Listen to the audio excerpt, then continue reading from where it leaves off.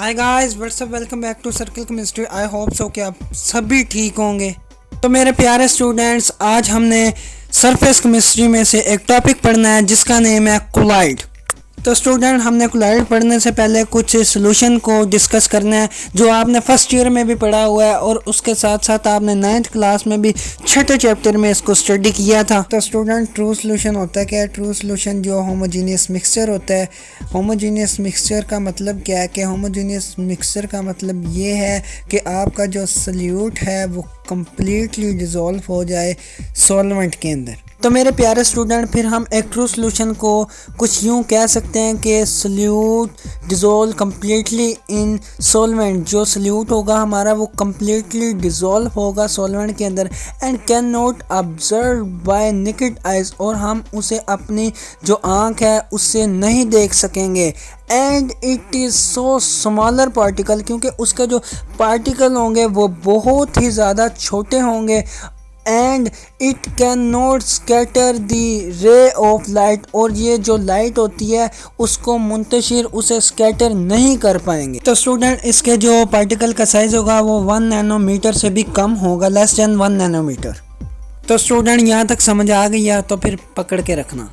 तो अच्छा स्टूडेंट, इसके बाद सस्पेंशन। What is suspension?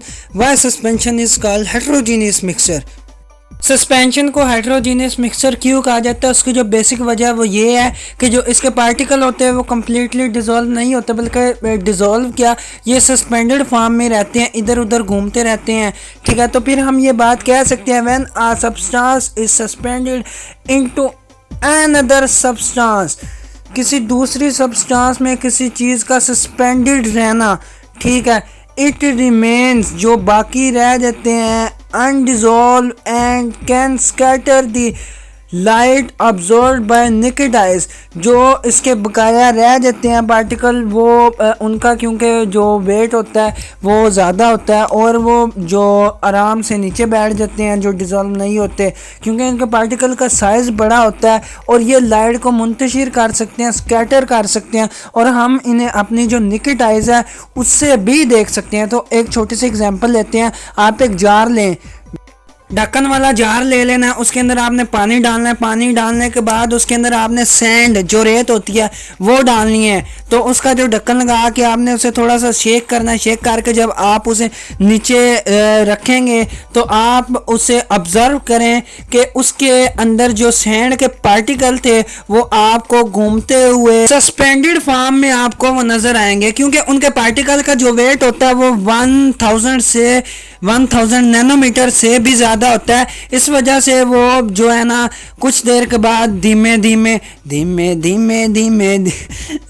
धीमे धीमे जो वो नीचे बैठ जाएंगे। तो फिर इस तरीके से जो हमारा पानी पानी अलग और मिट्टी मिट्टी जो होगी हमारी अलग हो जाएगी। मेरे प्यारे स्टूडेंट, समझ आइए आपको? अच्छा, सस्पेंडेड का पार्टिकल का साइज़ लिख लेते हैं कि 1000 नैनोमीटर से ज़्यादा होता है। अच्छा स्टूडेंट्स, जो ट्रू सॉल्यूशन हमारा होगा उसका जो पार्टिकल का साइज़ होगा वो 1 नैनोमीटर से भी कम होगा। और दूसरी साइड पे अगर हम देखें कि सस्पेंशन है जो, उसका जो पार्टिकल का साइज़ होगा वो 1000 नैनोमीटर से भी ज़्यादा होगा। तो आपके जहन में एक ये बात नहीं आती कि इन दोनों के बीच में भी तो कोई पार्टिकल होना चाहिए जिसके जो वेट है पार्टिकल का वो 1 नैनोमीटर से ज़्यादा और 1000 नैनोमीटर से कम हो। तो हाँ स्टूडेंट्स, वो होगा हमारा कोलाइड। तो मेरे प्यारे स्टूडेंट्स, ये जो हमारा कोलाइड होगा ये एक्चुअली जो हेटेरोजेनियस मिक्सचर में ही आएगा। ये देखते हैं हम कि क्यों हेटेरोजेनियस मिक्सचर हम इसे कहते हैं। तो कोलाइड को जो हेटेरोजेनियस मिक्सचर इसलिए कहा जाता है क्योंकि इसके जो पार्टिकल होते हैं वो डिस्पर्स रहते हैं, मतलब कि फैले फैले, ना नीचे बैठेंगे ना ऊपर के ना नीचे के, ठीक है, बस दरमियान में घूमते ही ऐसे रहेंगे, फैले रहेंगे। तो इसलिए जो इसे हेटेरोजेनियस मिक्सचर हम कहते हैं।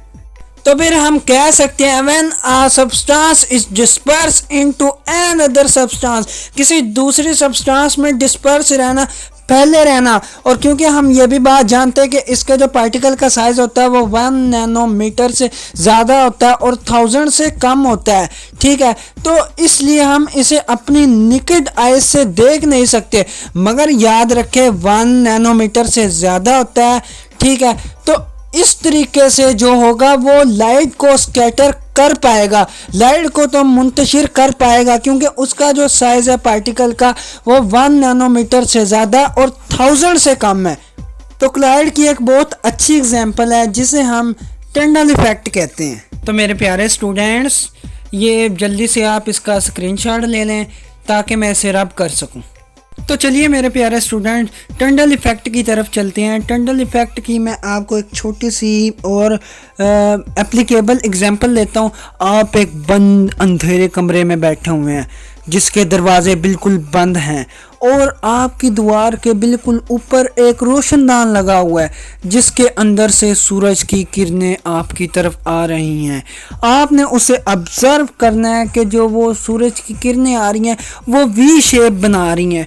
वहाँ से ऊपर से वो रोशनदान से जब किरणें आ रही हैं तो उसका जो साइज़ छोटा है, आप तक आते हुए उसका जो साइज़ है, उसका जो आगे फेस है, मुंह है, वो आगे आके वी की तरह खुल जाता है, मतलब वी बन जाता है। वहाँ से आपकी तरफ छोटा मतलब बंद क्लोज होके आ रही हैं वो रेस, और जब आगे आप तक आती हैं, रोशनदान से आगे आती हैं, तो फिर जो वो वी शक्ल उनका फेस जो होता है, उनका मुंह होता है, वो ओपन हो जाता है। चले मैं भी आपको इस एग्जांपल से समझ आ जाए। आपके पास 2 जार पड़े हुए हैं, एक में जो आपका ट्रू सोल्यूशन है और सेकंड वन में आपका कोलाइड है। आपने जब इसमें से फ्लैश लाइट पास किया तो आप देखें जो आपका पहला ट्रू सोल्यूशन वाला उसमें से लाइट पास हुई है, तो इसके पार्टिकल ने लाइट को स्कैटर नहीं किया, मुंतशिर नहीं किया, बल्कि जैसे लाइट थी वैसे ही उसे आगे भेज दिया। मगर आप ये कोलाइड वाले में देखें, यहाँ पे इसके क्योंकि पार्टिकल का साइज़ 1 नैनोमीटर से ज़्यादा था और 1000 से कम था, तो इसलिए इसने जो लाइट को स्कैटर किया, लाइट को मुंतशिर कर दिया, लाइट को वी शेप बना दिया। आप देखें यहाँ पे, ये देखें लाइट निकल के आ रही थी छोटे साइज़ में और आगे आके वो जो उसका जो फेस है वो ओपन हो जाता है, वी शेप बन जाती है वो। तो मेरे प्यारे स्टूडेंट्स, अगर आपसे कोई इसकी करैक्टरिस्टिक पूछ ले, इसकी प्रॉपर्टी पूछ ले, तो आप बता सकते हैं। यकीनन आप नहीं बता सकते होंगे। चलें इसकी प्रॉपर्टी डिस्कस कर लेते हैं। तो इसकी पहली प्रॉपर्टी है हेट्रोजीनियस मिक्सचर। ये हेट्रोजीनियस मिक्सचर होते हैं। दूसरी, फाउंड इन डिस्पर्स फॉर्म, ये फैली हुई शक्ल में आपको दिखाई देंगे। उसके बाद थर्ड, इसका आ जाता है साइज़। इसके जो साइज़ होता है इसके पार्टिकल का वो 1 नैनोमीटर से ज़्यादा और 1000 से कम होता है। चौथी इसकी प्रॉपर्टी आ जाती है can not observe by naked eyes, हम इसे अपनी आँख से नहीं देख सकते।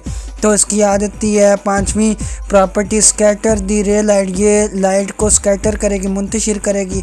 इसकी 6वें नंबर पे आ जाती है 6 नंबर पे इसकी एग्जांपल। तो इसकी एग्जांपल में आ जाएगा solution of soap blood milk, इसकी जो एग्जांपल होंगी। तो उसके बाद लास्ट में इसका आ जाता है कि ये जो फ़िल्टर पेपर में से पास कर सकते हैं। बेशक इनका साइज़ बड़ा है मगर ये फिर भी जो फ़िल्टर पेपर में से पास कर जाते हैं।